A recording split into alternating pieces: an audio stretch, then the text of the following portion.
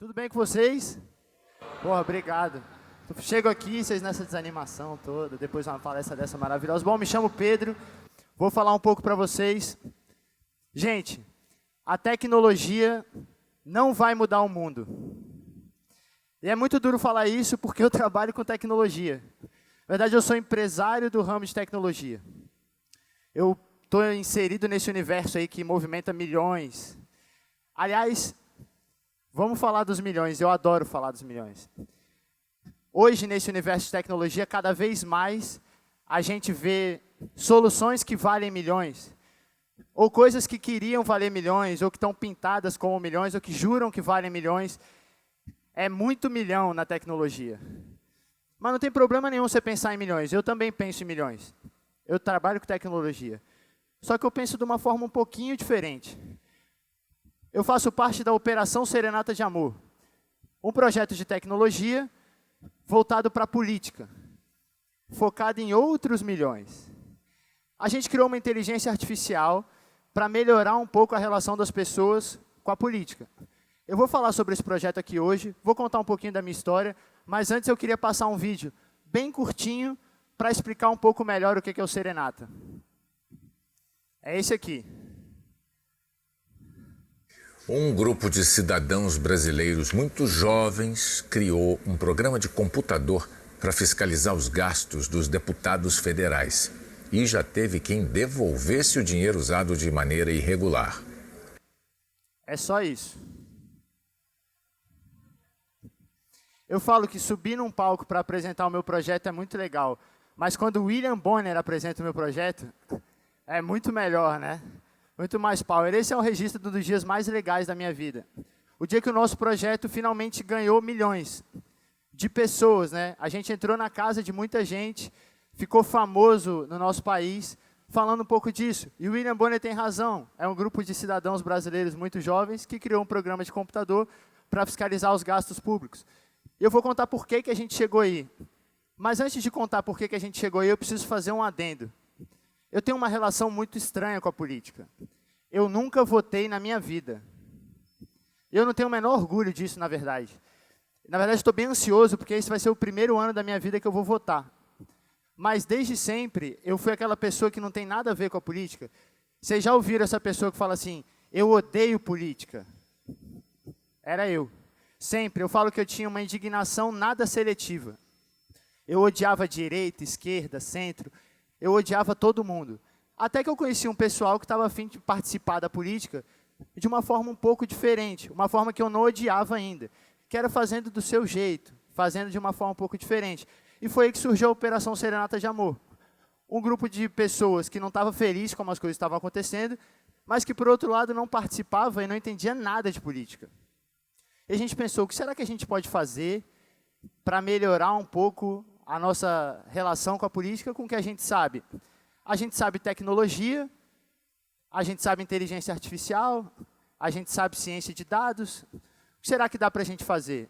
E a gente precisava começar de algum lugar. E a gente começou com a cota para exercício de atividade parlamentar, a cota parlamentar ou cotão. Não sei se vocês conhecem.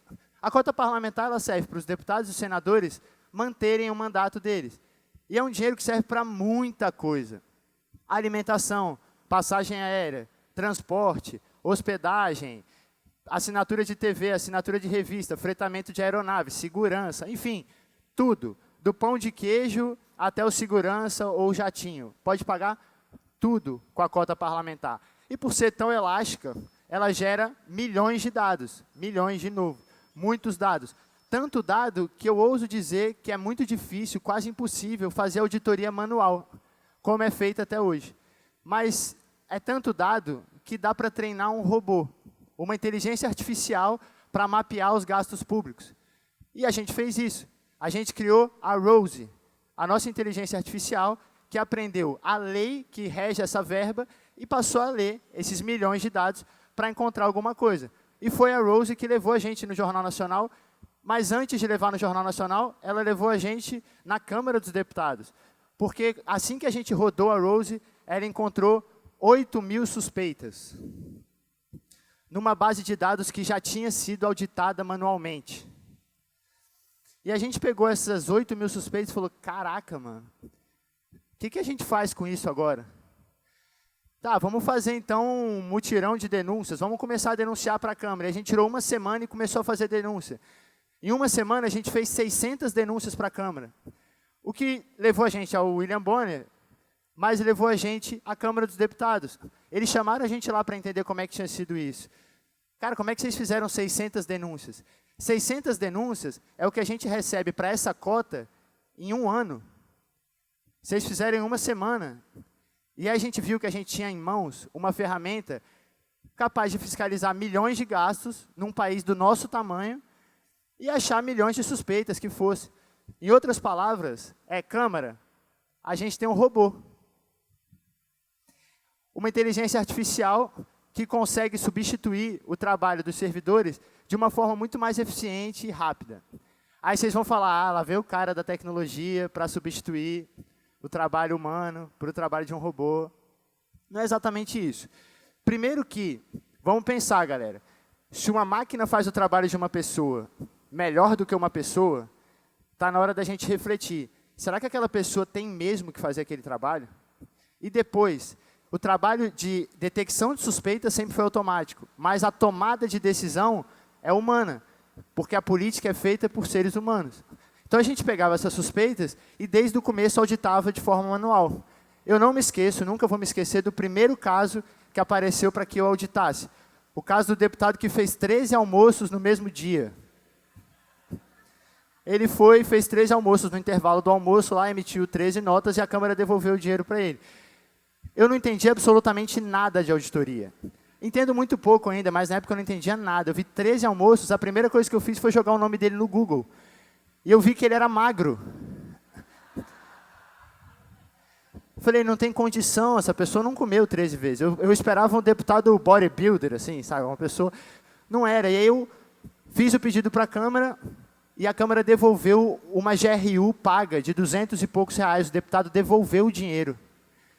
Mano, que sensação. Eu fiquei me sentindo o Batman. Tipo, cara, eu estou resolvendo o problema do país. E a gente continuou fazendo isso manualmente. Outro caso que eu amo e que eu não podia deixar de trazer para cá é o caso do deputado que comeu R$ 1.500 em bode assado. Eu nunca comi bode na minha vida, mas deve ser muito gostoso. Muito bom, porque ele foi num restaurante de bode, pegou a nota fiscal no valor de R$ 1.493 e a Câmara devolveu o dinheiro para ele. E o processo de auditoria foi o mesmo. Eu pesquisei na internet e eu vi que com R$ 400 você compra um bode vivo. Com 1.500 você faz uma fazendinha, sabe? Você sai puxando a sua fazendinha. Não tem sentido nenhum. E aí que a gente viu que o nosso potencial, ele não era só auditar milhões ou falar com milhões, era fazer os parlamentares falarem com milhões. Esses 2 deputados foram em rede nacional se explicar por causa desses 2 gastos. A gente falou, cara, que legal. Mas, por outro lado, a gente começou a perceber, esse trabalho de auditoria humana, ele passou a ser o nosso gargalo também. Como eu falei, a Rose é muito rápida. Como um robô, ela é muito rápida. Mesmo que a gente monte um time ali de 10 pessoas, a gente demoraria meses para chegar até ela fazendo denúncia com qualidade. E mesmo assim, ela continuaria trabalhando, talvez a gente nunca encontrasse a Rose, a gente estivesse sempre andando atrás.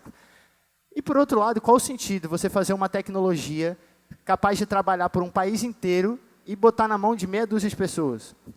Foi aí que a gente viu que o potencial do Serenata não é fazer fiscalização, é ser voz política, participação. E aí uma das primeiras coisas que a gente fez foi dar uma conta no Twitter para a Rose, para a nossa robô. E ela começou a postar lá nas redes sociais o que ela encontrava. O legal é que ela marcava o parlamentar e a casa, a Câmara dos Deputados ou o Senado. E aí os parlamentares começaram a responder. E o povo começou a responder junto.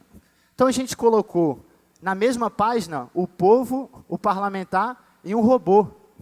Você quer coisa mais futurista do que botar um parlamentar para bater boca com um robô na rede social?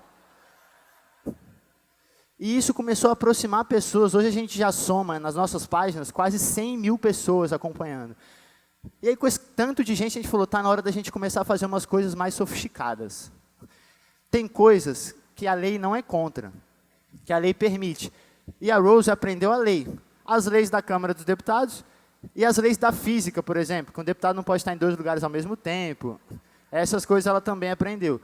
Mas ela aprendeu a lei, só que tem coisas que não estão na lei. Só que mesmo assim ela acha estranho. Quer ver uma delas? O deputado tem direito a gastar R$6.000 em combustível por mês. Todos eles, todos os meses. E a Rose encontrou que vários deputados gastam R$6.000 todo mês. Às vezes no mesmo posto. Os que não gastam 6.000, gastam 5.997, 5.998, o que somado dá quase R$72.000 num ano. É gasolina suficiente para ir até a Lua, de Opala. É muita gasolina, é muito combustível. Não tem sentido, e a gente resolveu fazer uma análise sobre isso, e soltou nas redes sociais. As pessoas começaram a marcar os deputados, falar, os deputados começaram a responder, e a análise foi um sucesso.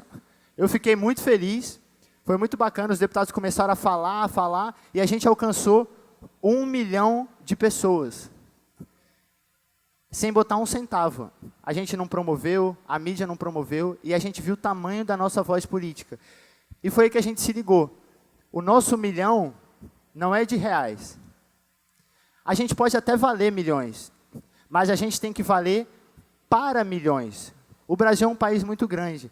E uma tecnologia que quer melhorar a democracia, ela tem que ser, acima de tudo, democrática. As pessoas passaram a procurar a gente, a usar a tecnologia como atalho até a política. Como a gente usa a tecnologia para tudo. E elas começaram a pedir, poxa, dá uma olhada nos gastos do meu município também. Aí a gente criou o Querido Diário, que é um projeto para analisar os diários oficiais dos municípios. Poxa, pessoal, por que vocês não fazem um perfil detalhado dos candidatos? Eu queria votar melhor. A gente criou o Perfil Político, que faz um perfil dos candidatos para a gente votar de forma mais consciente. Vê, as pessoas pegaram a tecnologia para ir até a política, como uma ponte. E quando eu falo pessoas, eu me incluo nisso. Falei para vocês, eu tinha uma relação horrível com a política. E hoje eu participo. Na verdade, eu estou no palco de um TEDx, no ano eleitoral, falando sobre política. Eu nunca sonhei que isso fosse acontecer. Mas a verdade é que agora eu acredito muito nisso. Eu acredito que a inovação, como empresário de tecnologia, como membro de um grupo desses, a inovação ela tem que usar a tecnologia para gerar impacto, para mudar a vida das pessoas, para mudar o comportamento. Por isso, eu acabei acreditando que a tecnologia não vai mudar o mundo. O lado bom é que eu acredito mais e mais, cada vez mais, que a tecnologia vai ajudar as pessoas a mudarem o mundo. O que eu particularmente acho ótimo, porque as tecnologias, elas duram cada vez menos. Mas a gente, pessoal, a gente dura tempo demais para não fazer nada para mudar o mundo. Muito obrigado, foi um prazer estar aqui com vocês.